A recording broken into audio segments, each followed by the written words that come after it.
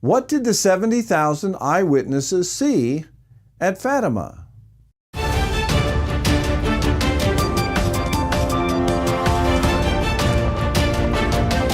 Occupying Till He Comes at Southwest Prophecy Ministries.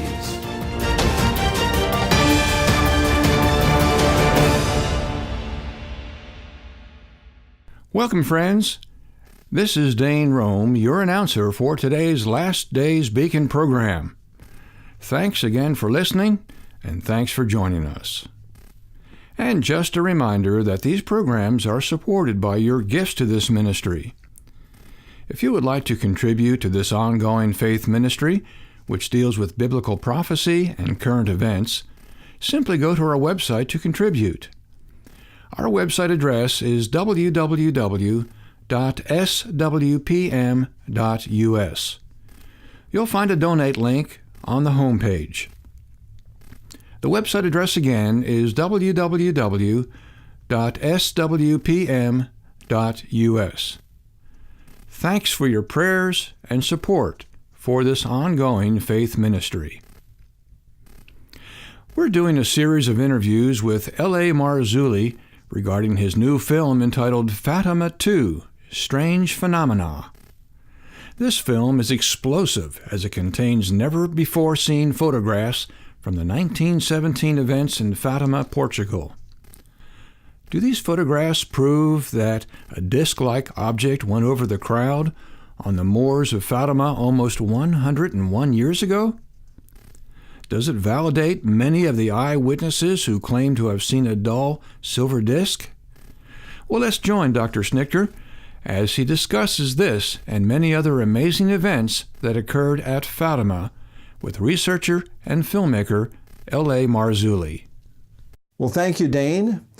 Friends, it is a great joy and privilege to have L.A. Marzulli on the program again today to continue discussing his latest DVD entitled Fatima 2, Strange Phenomenon. L.A. is one of the leading experts today on the subject of UFOs, extraterrestrials, alien abductions, Nephilim, and apparitions. And to be honest, friends, I cannot remember the last time I heard about any of these subjects from the pulpit. So L.A. boldly goes where no pastor has ever gone before. And so, L.A., it's great to have you. Welcome back to our show today. Well, thanks for having me on, David. Appreciate it. Last week, we began to set the historical stage for the amazing events that took place in October of 1917, and the precursors to that that attracted the attention of so many people in Portugal that led to the climactic events that took place on October 13th, 1917, almost 101 years ago.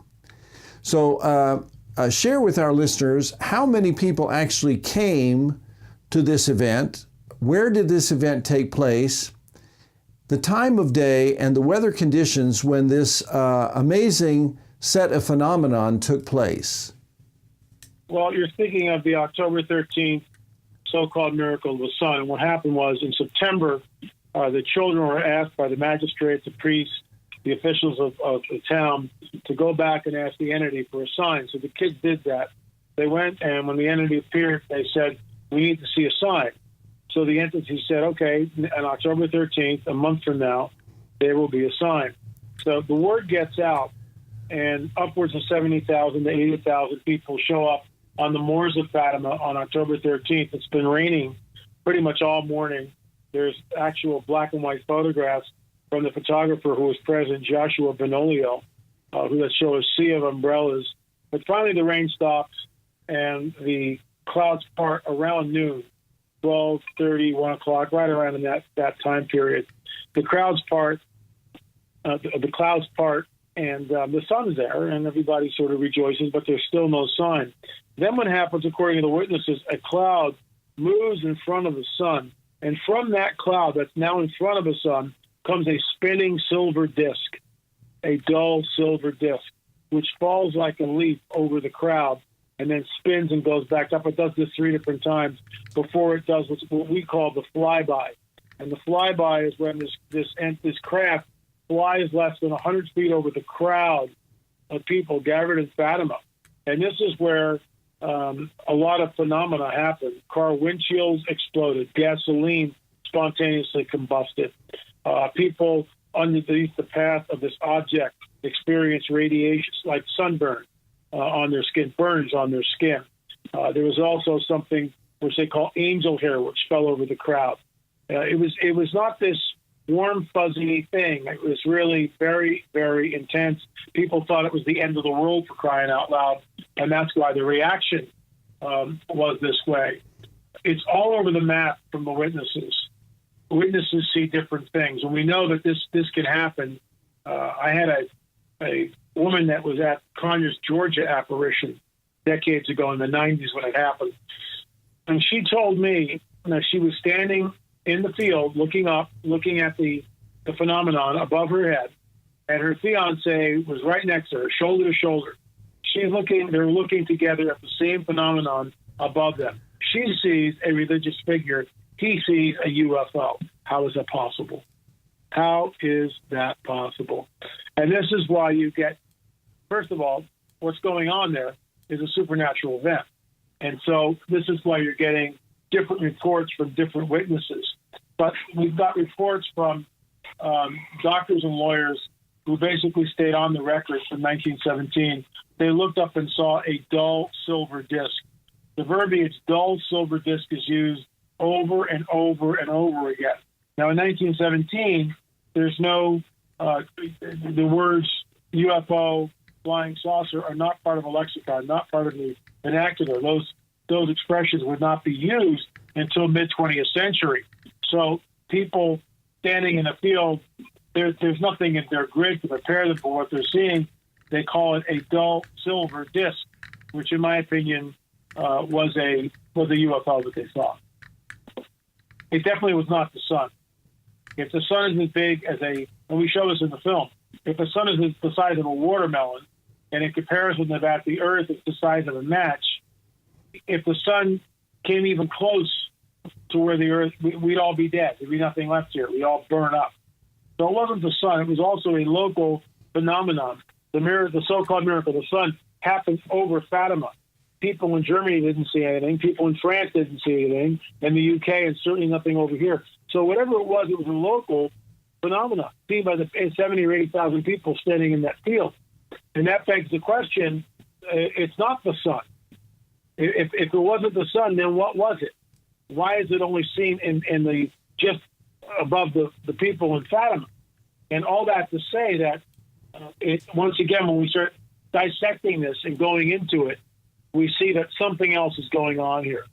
That it's not what we were told to believe. Something else was there. Something happened in Fatima, which I find, as I stated in the beginning, is very troubling. Now, you mentioned that there were a variety of people and professions represented among this massive crowd. Just remind us, Sue, some of the kind of professions that were involved. In other words, these were not all what we would call uneducated peasants in the midst of this football stadium-sized crowd. What were the professions, and what efforts were made to record these eyewitness accounts shortly after the event took place? The parish priest, Father Fiera, was responsible for creating the documents that those are our source documents. And he interviewed the eyewitnesses in handwritten documents, which are still kept at the Fatima Sanctuary, to the best of my knowledge. So Father Fiera, it was Father Fiera who took it upon himself to record all this for posterity. And thank God he did, because those records from 1917 show a completely different story than what we're being told now. Now, let me ask this. This parish priest, this father that took the time to interview and record these eyewitnesses' accounts, do you have knowledge as to whether his initial impression of these phenomenon were an actual Marianite apparition? What was his initial perception? His initial perception was that the phenomenon that he was hearing about was utterly demonic. And I mean, my hat's off to the guy. I mean, he pegged it right from the beginning. But the crowds made Fatima. The crowds believed what they wanted to believe. And in fact, on the day of October 13th, Father Fiera did not go to the site. So when he finishes his memoirs and his writings and he hands them to the bishop or whoever in Lisbon, I believe, he basically just vanishes. Basically just vanishes from the scene. We really don't know what happened to him. Well, perhaps we could speculate that his record of these eyewitness accounts did not exactly advance his career. That's a speculation. I think he was. I think I'm speculating here, but I think Fiera was deeply troubled by what he witnessed, what he heard about, and he right from the get-go he thought it was demonic, and I'm right there with him. This guy was actually a really smart priest, and he went against the tide. He definitely went against the tide. So, but we don't know what happened to him. In fact, at one point I was thinking about trying to hire a private detective to see if he had any family. I'm sure he had family, but are the family alive today? Are descendants alive? Be very interesting. Do they have any of his writings that we don't know about? So all that would be very interesting to try to track down, but with limited resources, I've not been able to follow that up. Now, in your investigation at L.A., did you have the privilege of actually laying eyes on the record that the father wrote down from these eyewitnesses, or speak to those who actually had seen these handwritten accounts? Well, let's just speak to your Hermana, who had access to what is known as the sanctuary, and she was able to actually look at the handwritten documents, and that was her source material for the book Heavenly Light, which she co-authored with Joaquin Fernandez. Joaquin is still alive, and I actually interviewed him, and he comes on the record in the first film, in Fatima, Miracle of the Sun or Harbinger of Deception.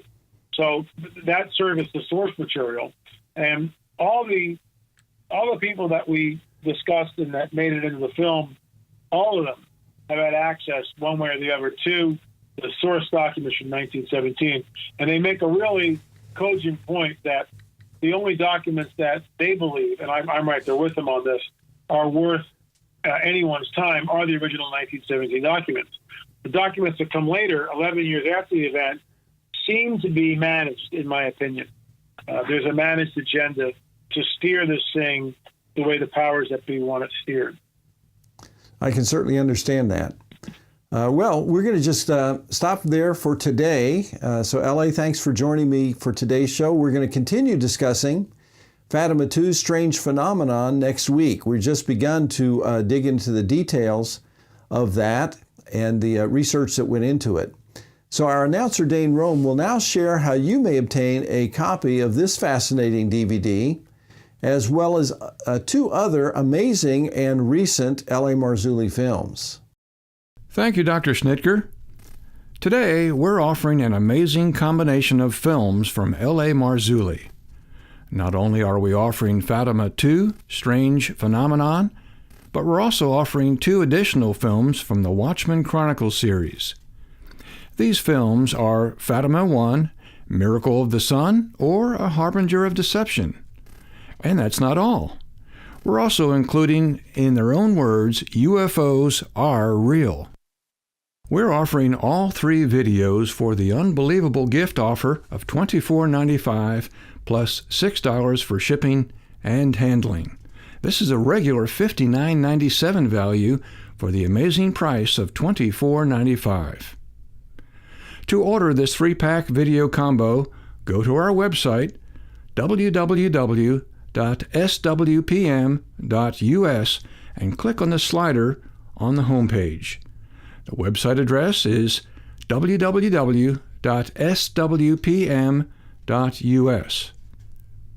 And please join us again next week for our next program brought to you by Southwest Prophecy Ministries. Until then, this is your announcer, Dane Rome, saying thanks for listening.